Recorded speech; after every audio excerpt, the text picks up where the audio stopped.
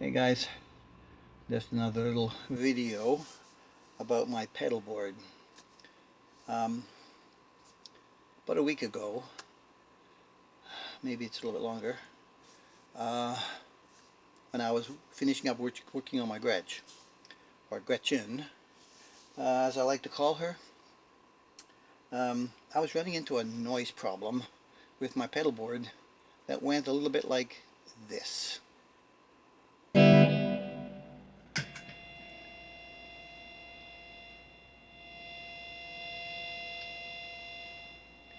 Yeah, I don't know. My Joyo usually doesn't do that. Now, for quite some time, I had suspected that I had a power supply problem on my pedal board and that the ripple from the power supply was too high, causing noise to be amplified in the pedals as they go through. And since the beginning of my pedal board here in my basement, I've always had this Donner power supply. It's about a 2 ampere. Yeah, it's a 2 ampere. And I picked that one early on because it was easy to get, had a built-in filter in the line, and you can daisy chain like a bunch of them off of that, which went to all the pedals on my pedal board. So I've been suspecting this for a while, because some pedals would give me a problem, some wouldn't. If I had a combination of pedals, I'd get it. If they were separate, I wouldn't. Guitars plugged in, guitars unplugged. Um, the noise, the hissing noise, would persist. And so, somewhere along the line on Temu, I ended up seeing a power bar brick that is like this, and this has 4 300 milliamp outputs and 4 100 milliamp outputs. So some pedals take some up to, less than 100, some take over. I looked at all my pedals and none of them are marked as to how much they take. So you give it a shot. If 100 doesn't work, stick it in a 300. So what I did was, I decided that I was going to buy this power brick. And when I got on there, I actually bought two because I planned on putting a small pedal board together for my upstairs guitar at my couch. So they came in and they were here for a few weeks. And oh yeah, I also decided that I needed to drive this with something, because you see there's a Type C input and there's a Type USB-A output on either end. And it doesn't say how much current is available through the Type A. But, it is what it is. So anyway, at the same time, I found on Temu these 65 watt chargers with a Type A and two Type C outputs.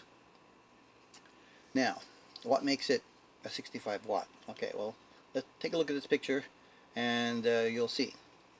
So it's good for 100 to 240 volts self-adapting, 50 hertz, 60 hertz, so you can use it in Europe. At a 0.5 amp, so a half an amp input current at those voltages, although that should be adjusted slightly. It can't be the same for both 100 and 240. If it's 240, it needs to be less than 0.5 amps if that is rated for the 100 volts, which we normally have 120 or so. And then the outputs. Okay, so the outputs are 9, 12, and 20 volts. And at 9 volts, it can put out 7.2 amps. So if you do the math, that's almost 65 watts. Yeah, it's 64.8. Or at 12 volts output, and these are self-adjusting outputs, by the way. I guess it reads as to what the load you're plugging into it wants. and it gives you the voltage you want, and then it self-adjusts the current available at that voltage.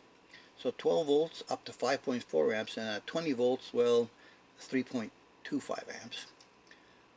So the higher the voltage, the lower the current, because if you multiply the voltage times the current, you get the power rating. So these came in. I bought 3 of those because it's always nice to have a high power around. And I can't remember what I paid for these, but they weren't that expensive. I think maybe $4, for something bucks. The power bar came in at like $12.95 Canadian. And the power bar comes with, oh yeah, here, check this, the full 8 output cables, an input cable that you can plug into this, but it's not that long, so I had to buy my own high power adapter cable to plug into this to get to a plug to get up to my pedal board, and it works. So, oh, and on the power bar, each output has a little blue LED that lights up when you plug in the power. That shows you power is available for each one. Now they say each one of these things is isolated from each other. So if you do the math, right, 300 times 4 is 1.2, so that's 1.2 amps, because 1000 milliamps is 1 amp, and then 4 100s is another 4, so it's 6, that's 1.6 amps.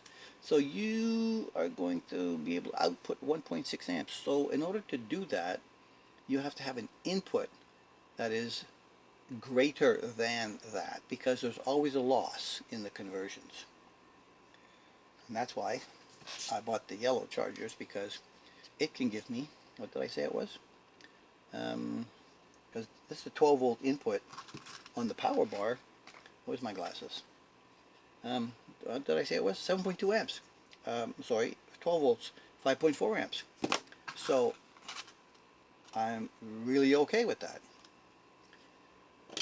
And so, after I had this episode with the Gretsch, I decided it's about time to do something with this thing and rewire it. I also bought some of these jacks that are, you know, point to point like this, to get all the wires and the wigglies off my pedal board as much as I could. And I got them all off except for one that I couldn't get off, and I'll show you that in the picture coming up in a minute. So, in the meantime, after I had redone the pedal board and tested it, and it works perfectly, by the way, I'm going to show you, I took this power adapter, and I was going to pulling it off with all this Velcro off the end of my board, and the case broke. And let me put you down. And the case broke on the bottom, and I go, okay, that's fine. And then I figured out, okay, I got this cover comes off, and it's just broken right there, no problem, because I don't care anymore. But I did want to see what was inside, right? So this is a standard kind of, you know, AC to DC, isolated power inverter, power adapter. It's amazing how small they can make them these days compared to when we were developing these kinds of things in the 70s at Sperry Univac. They were much larger because we didn't have the kind of integrated circuitry that we have today. There's a tiny little opto-isolator right here below my fingernail, and that separates, you know, the high voltage section from the low voltage section by pulses of light, which doesn't allow for direct connection of voltage and current from one side to the other side, from the high voltage to the low voltage section. So this goes in here, it goes underneath there,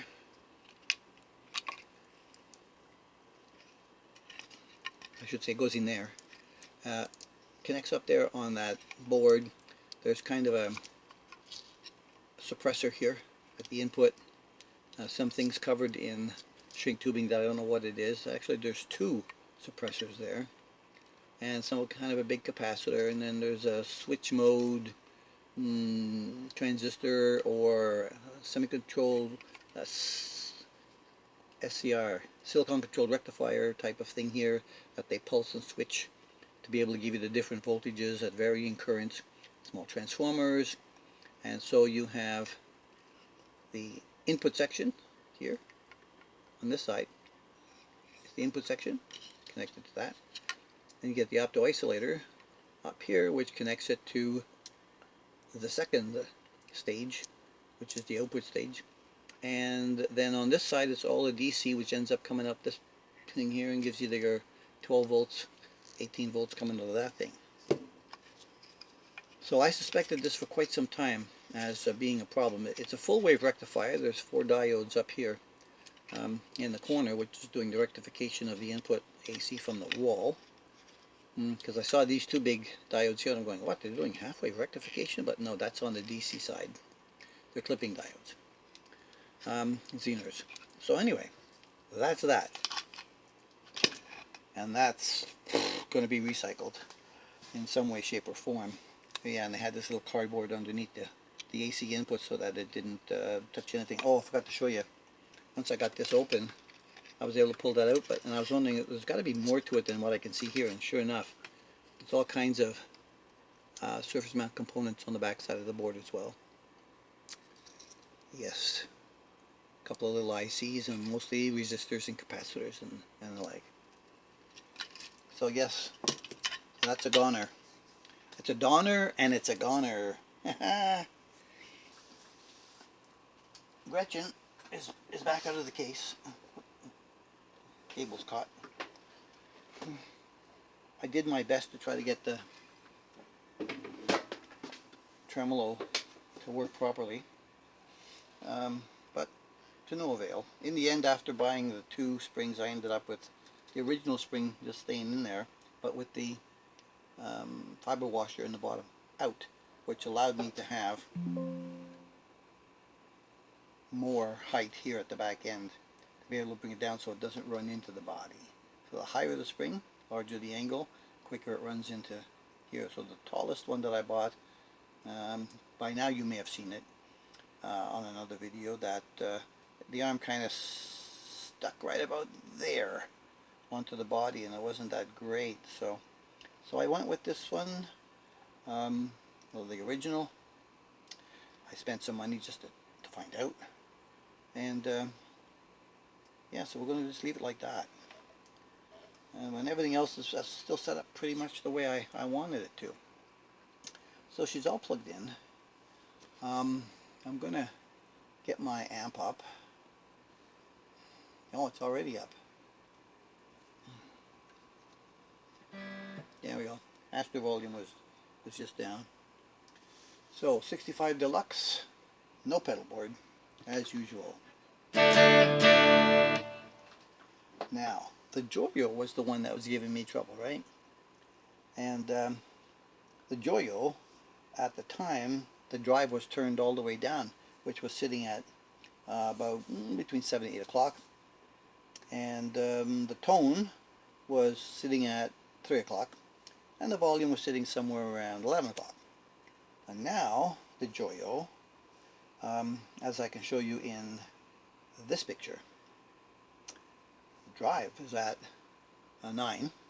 I've got my tone still at 3, and my volume is like noon. And if I turn it on,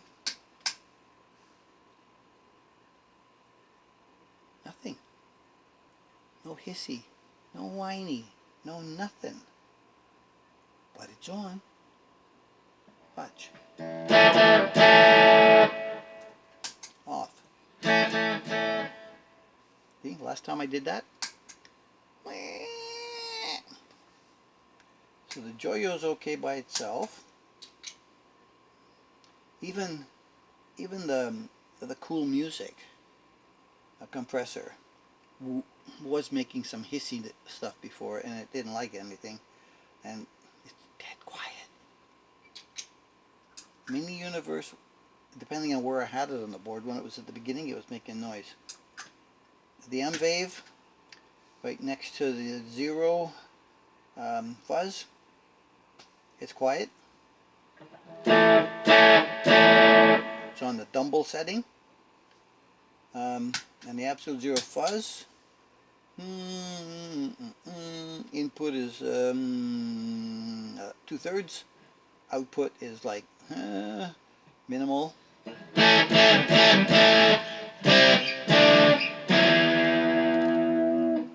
And that has a lot of settings, that absolute zero. Now if I put the Joyo on and the mini FX in front of it, okay, now I've got a little going on.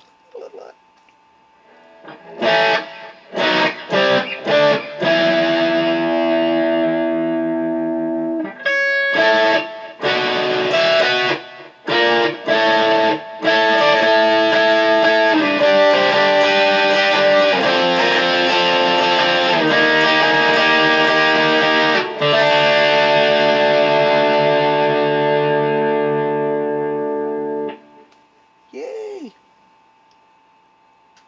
I turn off the Joyo, it's quiet. If I turn off the M-Wave, it's quiet.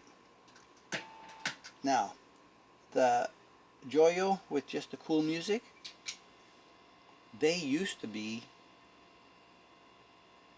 in love with each other for noise together. Now they're both dead quiet together.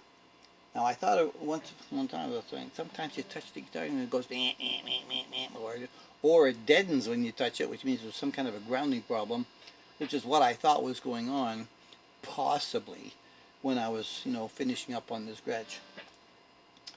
But even when I pull the cable out and it was still doing it, I'm going, no, it's not the guitar. It has to be down there.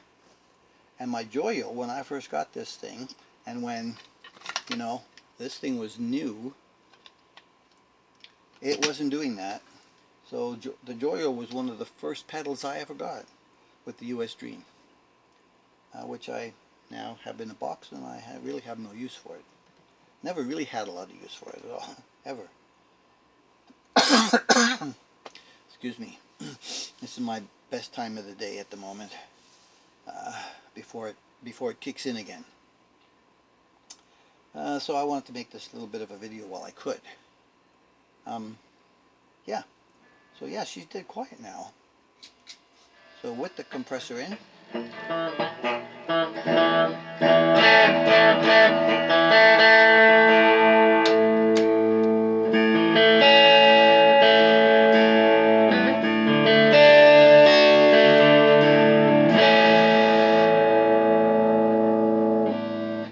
just the compressor.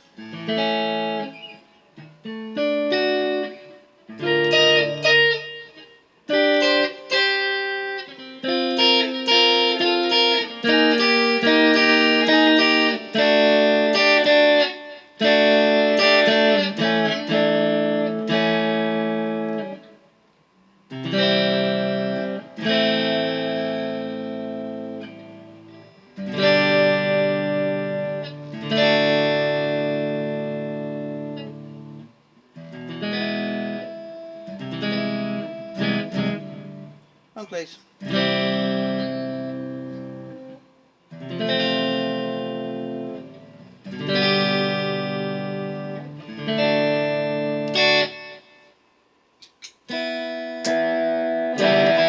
Now with the Joyo, okay, listen, okay, the drive, maximum, there's been no change. The volume on the Joyo seems to top out at around 12, unless you get the drive past noon as well. The volume's all the way up.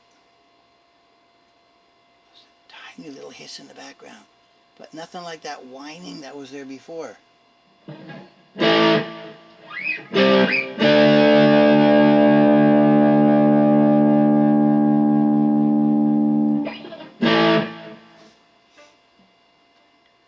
So it's back. And it's all due to that little power brick that only cost me $12 and change. Yes, I needed a cable. Yes, I needed to get this. I think they might have gone for $7. $7. It's pretty versatile for $7, right? So yes, it is back. and the pedal board is now quite clean with all of the jumpers removed, with the direct connects between the boxes, except for the one between the Mini Universe and the Ewer, which unfortunately due to its design just doesn't lend itself.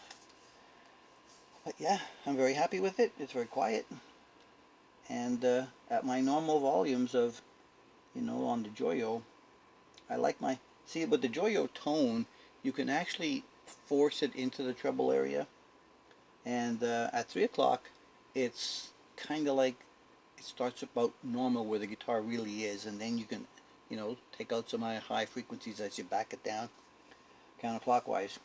And I usually go anywhere between no drive, which is 7, 8 o'clock, which is its minimum position, to, like I said, 11. That's my range of what I normally use on this thing. And the volume can be anywhere from somewhere around 9 up to noon.